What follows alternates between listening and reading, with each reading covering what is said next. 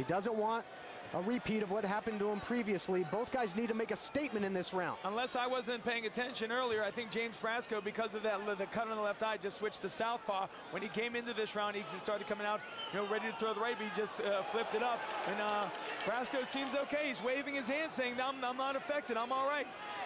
Well, it's going to be interesting to see if Brasco is equally comfortable switching from orthodox to southpaw. Oh, as Brown fired in and caught him with a hook. That was a big left and immediately opened up a pretty big egg on the side of Brasco's head, and he goes for the shoot-in.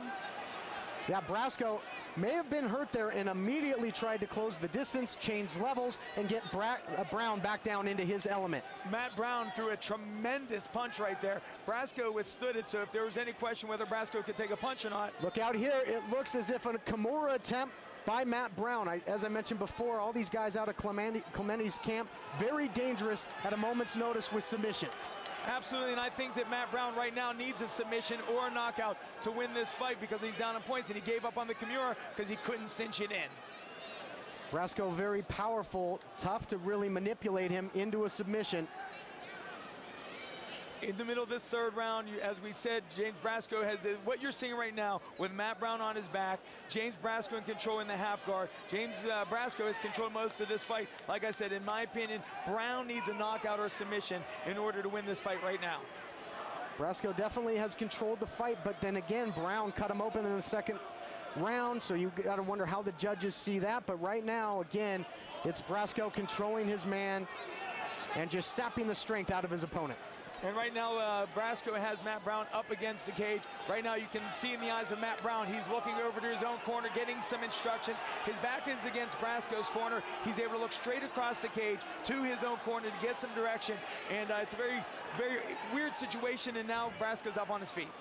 But this is a place where Brown also can use that cage to help him get to his feet.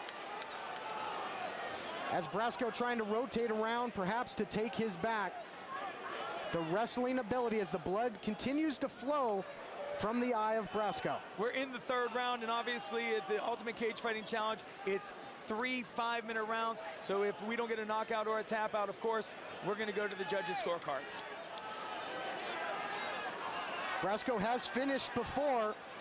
Twice in his career, he's scored wins. An elbow there by Brown. That's not going to do that eye any favors. Absolutely. Matt Brown saw that by looking at the big screens. He was able to locate it and start throwing, and he threw that elbow because he could see it on the big screen and they're back on their feet. Back to their feet, but who will this favor? Brasco going to try and take him down yet again. Brasco has to be careful here because, easily Matt Brown could spin over on top of him and get some control. And now he's throwing a couple hammer fists to the side of Brasco's head. And, of course, now Brown's on top. Brown is on top.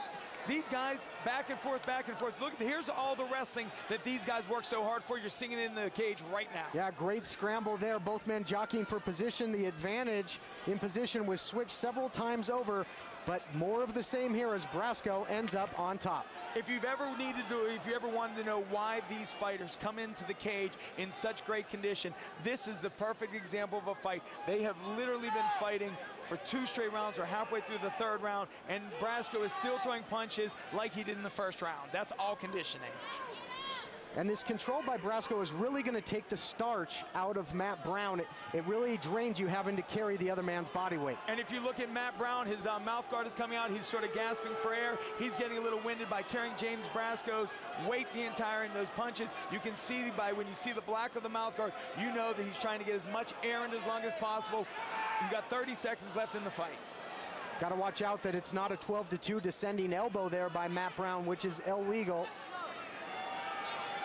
And the fans here are a little uneasy. As Brasco tries to pop him with the right. And now when Brasco is coming in for the shoot, it looked like Matt Brown just barely missed with a strong right. If he would have connected that, who knows what would happen. Look, and Matt Brown is a tired man. He has basically laid his shoulder down, and he is really sucking air right now on the mat. Again, Brasco there threw a shot and then was able to quickly change levels and take his man down. Again, those elbows, the referee's got to really take a look at those. Absolutely. You cannot throw vertical elbows. That to me looked like as much a vertical elbow. I don't know how we could miss, how the referee could miss that, but you never know. And there we go. And slow to get to his feet, Matt Brown was really worn down.